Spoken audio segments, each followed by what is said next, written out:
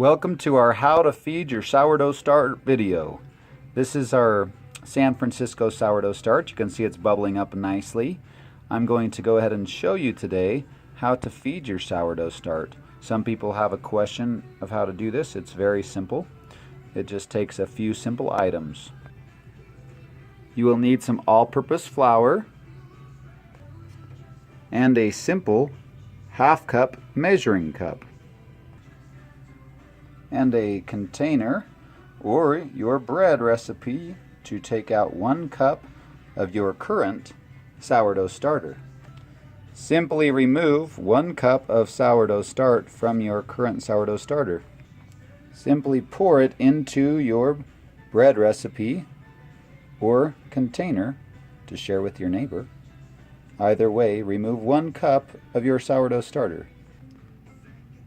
Then add 1/2 cup of water to your sourdough starter. Then you will add 1/2 cup of your all-purpose flour, like so. Then you will take a fork and stir it together as shown here in the video.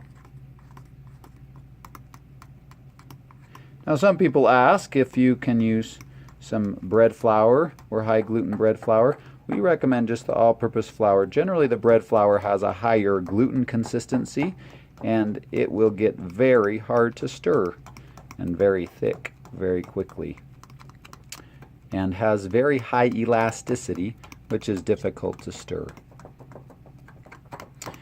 I will now be using this cup of my sourdough starter that I've removed. As you can see, it's bubbling up very nicely. I'm going to add that to my sourdough bread today. So that will be very nice. Please stay in tune with us so that you can see some of our future videos, including how to make our sourdough bread. We teach many classes here at John and Jenny's Kitchen, and we would love for you to come in if you're local and attend some of these classes, or you can also come here on YouTube and attend some of these online. Again, we appreciate you tuning in with us today. Please check us out at jnjkitchen.com or John and Jenny's Kitchen in Salt Lake City, Utah for further recipes and great products. We do appreciate you tuning in with us once again today. And there is our sourdough start, who is now happy. It has been fed. You can go ahead and leave your sourdough start out if you'd like it to get more sour, or put it in the fridge if you don't like the sour flavor. And you can see it is starting to bubble up nicely as we have fed it. We recommend you doing this each time you make sourdough bread, or at least once every couple of weeks, just so that your sourdough start remains alive and doing well. You also want to make sure and put it in a container that is not sealed tightly. As you notice, we keep this loose, and that way the sourdough start continues to thrive. Hope you have a wonderful day. Thanks again for tuning in with us at John and Jenny's Bosch Kitchen Center.